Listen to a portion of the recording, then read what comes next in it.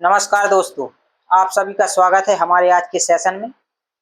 तो पिछले 2 सेशन हम लोग 2 प्रैक्टिस सेट कर चुके हैं और जिस भाई लोगों ने जो प्रैक्टिस सेट नहीं देखे हैं वो पुराने प्रैक्टिस सेट देखें।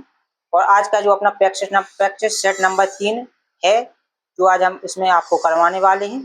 तो आप लास्ट तक वीडियो में बने रहें और अगर आप चैनल पर पहली बार विजिट कर रहे हैं तो हमारे चैनल को सब्सक्राइब कर लें और वीडियो को लाइक शेयर करें। तो चलिए शुरू करते हैं आज का अपना प्रैक्टिस सेट। तो अपना प्रैक्टिस सेट का जो पहला क्वेश्चन है, किसी डाक वस्तु में पता लिखने वाली और भेजने वाले का पता कौन से कोने पर लिखा जाता है। तो इसका जो ऑप्शन नंबर 1 है अपना ऊपरी बाएं, ऊपरी दाएं, निचले बाएं और निचले दाएं। तो जो भेजने वाले का पता कहाँ लिखा जाता है, तो ये निचले बाएं कोने पर लिखा जाता है। तो इसका अपना आंसर है ऑप्शन नंबर सी। अब नेक्स्ट क्वेश्चन पर चलते हैं। नेक्स्ट क्वेश्चन अपना है क्यूआर कोड। क्यूआर कोड में क्यूआर की फुल फॉर्म क्या है? क्यूआर कोड में क्यूआर की फुल फॉर्म क्या है? तो इसका ऑप्शन नंबर 1 है quality response, quick response, option number B quicker response और क्विक रेजिस्टेंस। तो इसका जो अपना सही आंसर है option number B quick response. QR code का फुल फॉर्म क्या होता है? Quick response. नेक्स्ट क्वेश्चन पर चलते हैं। नेक्स्ट क्वेश्चन अपना है क्वेश्चन नंबर 3, किसी डाक वस्तु को वापस मंगवाने का शुल्क कितना है? जो कोई डाक वस्तु अपन भेजते हैं उसको वापस मंगवाने का शुल्क कितना लगता है? तो इसका ऑप्शन नंबर 1 5 रुपए, बी है 6 रुपए, सी अपना है 10 रुपए और ऑप्शन नंबर डी 15 रुपए। तो वापस मंगवाने का शुल्क कितना होता है? 10 रुपए। ऑप्शन नंबर सी इसका सही आंसर है। तो अगर किसी वस्तु पर अपन पता चेंज करवाना चाहते हैं तो उसका शुल्क कितना होता है? 5 रुपए। उसका शुल्क 5 रुपए। तो इसका जो अपना सही आंसर ऑप्शन नंबर सी, डाक को वापस मंगवाने का शुल्क 10 रुपए है। और नेक्स्ट क्वेश्चन पर चलते हैं। नेक्स्ट क्वेश्चन अपना है क्वेश्चन नंबर 4, किसी शाखा डाकघर में बुक किए जाने वाले पंजीकृत पार्सल का अधिकतम डाक भार कितना होता है? तो किसी शाखा डाकघर यानी बीओ से अधिकतम कितने वजन का जो पार्सल है अपन बुक कर सकते हैं? तो इसका जो पहला आंसर है ऑप्शन है 5 केजी, 8 केजी, 10 केजी या 25 केजी। तो इसका जो सही आंसर है अपना 10 केजी। किसी भी बीओ से 10 केजी का पार्सल अधिकतम बुक किया जा सकता है। नेक्स्ट क्वेश्चन पर चलते हैं। नेक्स्ट क्वेश्चन अपना है मूल्य दे यानी भीपी वस्तुओं पर प्राप्तकर्ता कितने दिनों बाद विलंब शुल्क लिया जाता है? प्राप्तकर्ता से अगर कोई भीपी वस्तु आती है तो प्राप्तकर्ता से कितने दिनों के बाद अपन पर उस पर चार्ज लगा सकती हैं? तो ऑप्शन नंबर ए है 5 दिन, बी है 7 दिन, सी है 10 दिन और डी है 15 दिन। तो इसका जो सही आंसर अपना है 7 दिन। किसी भी अपन पार्सल को 7 दिन तक डिपॉजिट रख सकती हैं। उसके बाद अगर डिपॉजिट रखना है तो उसका चार्ज लगता है। तो इसका सही आंसर है option number B. Next question पर चलते हैं। नेक्स्ट क्वेश्चन अपना है फ्रैंक की छाप में 2 डाइयां होनी चाहिए। तो जो फ्रैंक मशीन है उसमें मुख्यतः कितनी डाइयां होती है? 2 डाइयां। एक होती है वैल्यू डाई और दूसरी डाई का नाम क्या है? तो इसमें अपन से दूसरी डाई का नाम पूछ रहा है।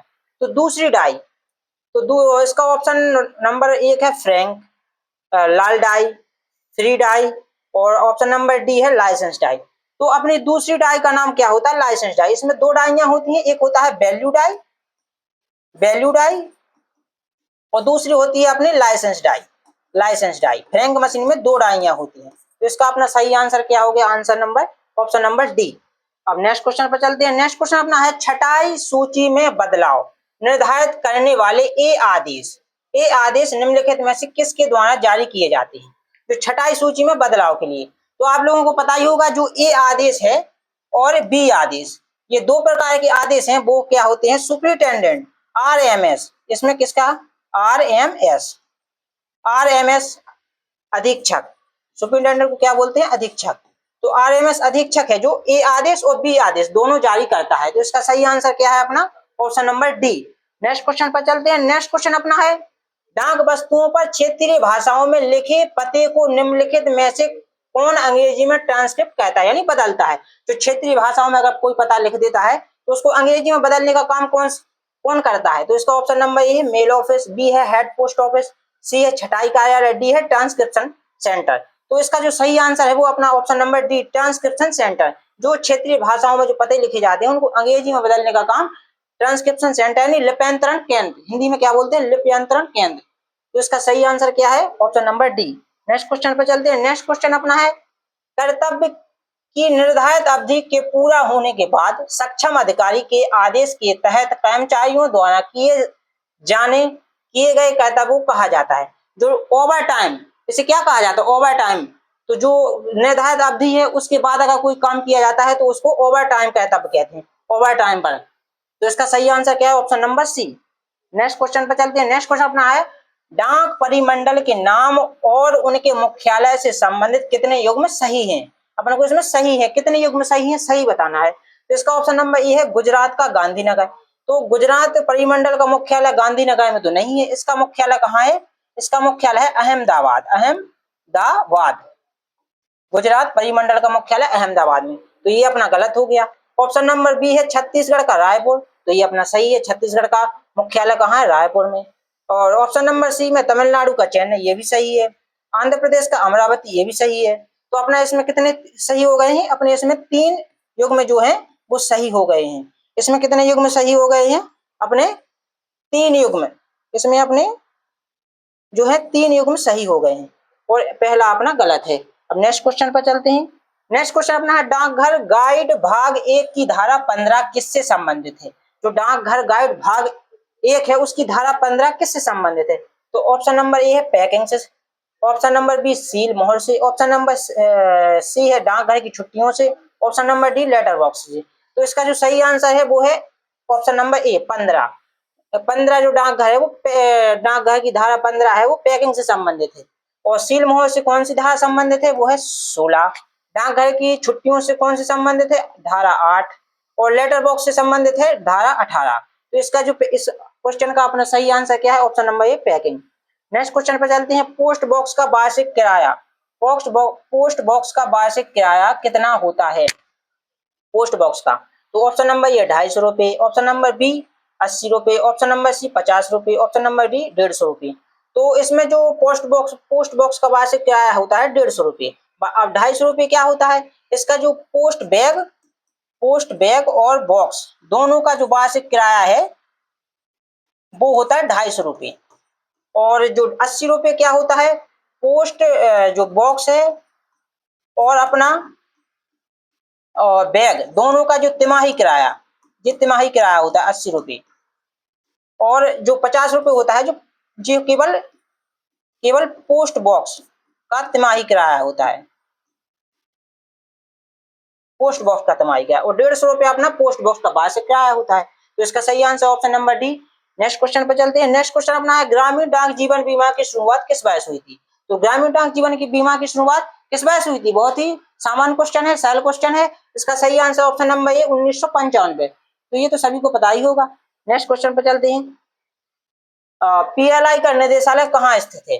पीएलआई का जो निर्देशालय कहाँ स्थित है? तो इसका option number A New Delhi, option number B Mumbai, और option number C Kolkata, option number D Bengaluru. तो इसका जो अपना सही आंसर है वो ऑप्शन नंबर ए निर्देशालय।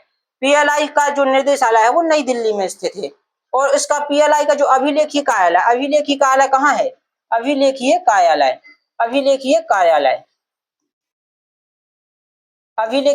कहाँ स्थित है? ये अपना कोलकाता में स्थित है। अभिलेखीय कार्यालय से मतलब क्या होता है? जो अपना निर्देशालय में क्या होता है, नई दिल्ली में डाक विभाग पीएलआई से संबंधित नियम बनाए जाते हैं, नियम। और उनको इसका और अभिलेखीय कार्यालय में क्या होता है? रिकॉर्ड को सुरक्षित रखा जाता है,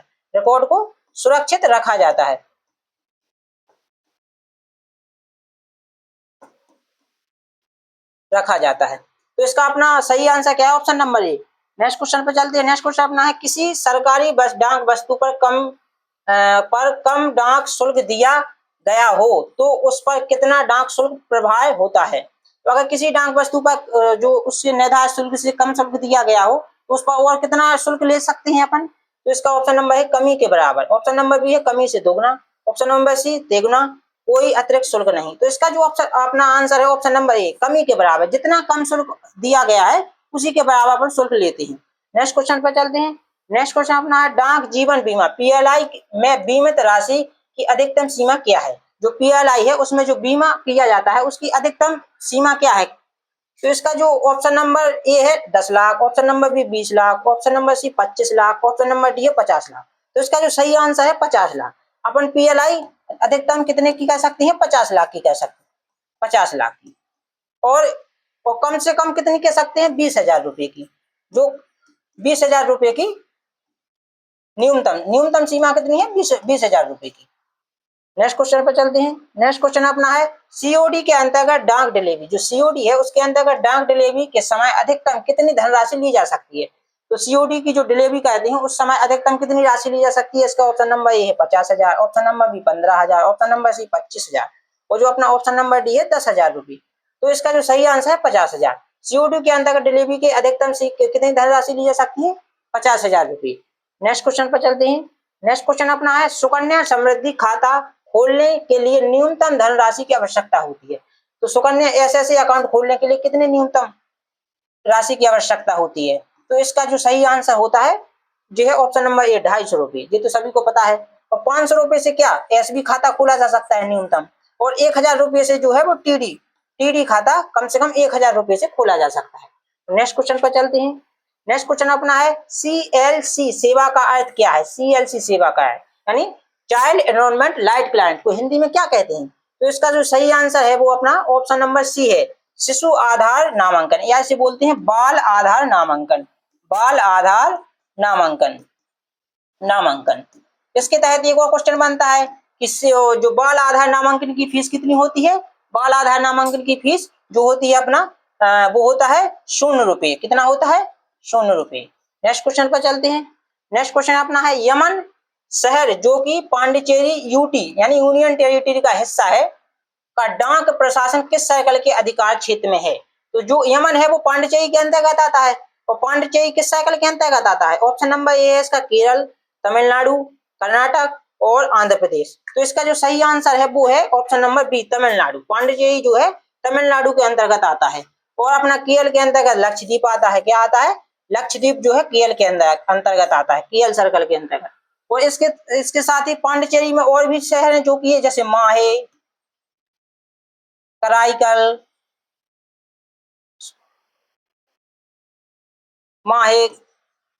माहे के बाद इसमें कराईकल जो और क्षेत्र यमन के अंतर्गत, यमन के साथ इसमें माहे, कराईकल और पुडुचेरी 4 क्षेत्र आते हैं। तो इसमें जो है अपना जो तमिलनाडु के अंतर्गत आते हैं। तो अपना आज का जो 20 क्वेश्चन का सेट था वो अपना समाप्त हुआ है। और आपको कमेंट करके जरूर बताएं कि आपको क्लास कैसी लगी है, और वीडियो को लाइक करें, शेयर करें। Thank you.